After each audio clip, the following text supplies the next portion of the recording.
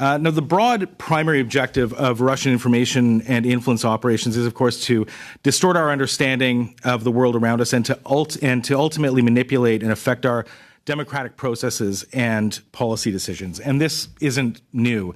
In 1945, a Soviet intelligence clerk serving in the Soviet embassy in Ottawa defected, and he outlined the scale of this work when he identified dozens of Canadians who were working with the Soviets to influence our democratic processes.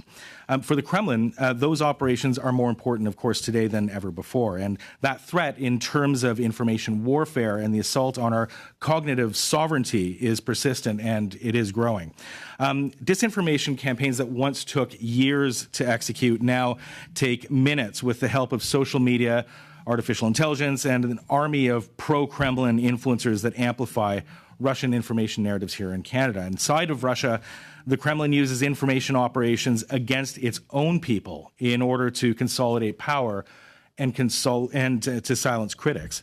Putin is constructing a virtual iron curtain around Russia's information environment, which the state controls, and it controls all media.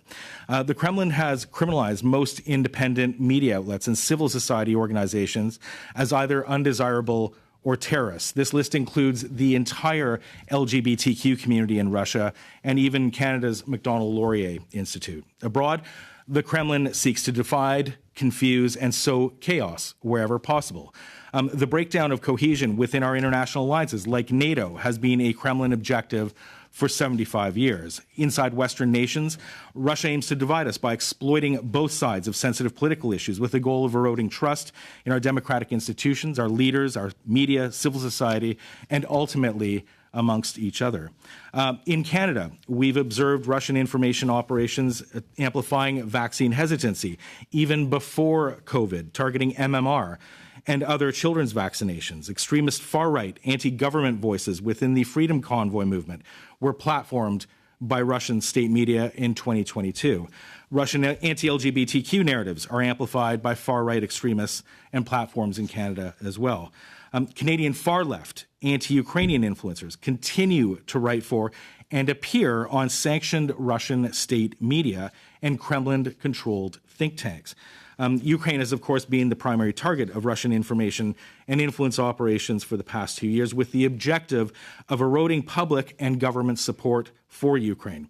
This includes false claims about corruption and the resale of the weapons that the West has donated to Ukraine. It also includes Orwellian claims by Vladimir Putin that Russia didn't start the war and that it is attacking Ukraine to end it.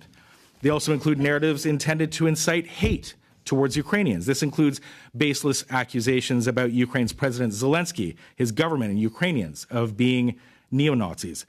Canadian human rights legal expert Yona Diamond at the Raoul Wallenberg Center says that this narrative is part of the Kremlin's accusations in a mirror tactic by which Russia frames and presents Ukraine and Ukrainians as an existential threat, which makes hate and violence against Ukrainians appear to be defensive and justifiable. These narratives are repeated by far-left and far-right platforms in Canada, and they continue to be spread in parts of the Russian diaspora community in Canada, threatening radicalization through Canadian online streaming services that evade Canadian restrictions of Russian state media and possibly our sanctions as well. These narratives are also impacting Canadians. According to the Ukrainian Congress, incidents of hate and violence towards Canadians of Ukrainian heritage have been rising over the past 2 years. Last year, a letter was sent to the Estonian honorary consul in Toronto threatening to spread anthrax if the Estonian community continued to support Ukraine.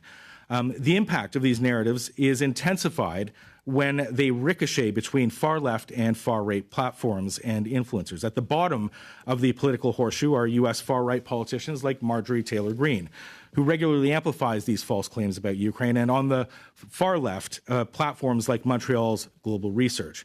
This is seemingly impacting Western opinions and policy towards Ukraine. Polling among conservative voters indicates that support for Ukraine has significantly dropped over the past 2 years. In 2022, just 20% of conservative voters believed that Canada was giving too much to Ukraine versus 43% in February 2024. In the U.S., 48% of Republican voters believe the U.S. is giving too much to Ukraine today versus just 9% in March of 2022. And now, while Canada has taken major steps to defend our cognitive sovereignty, there's still much to learn from our allies in Ukraine and the Baltic region to challenge these narratives and the influencers who amplify them in Canada and the Western world.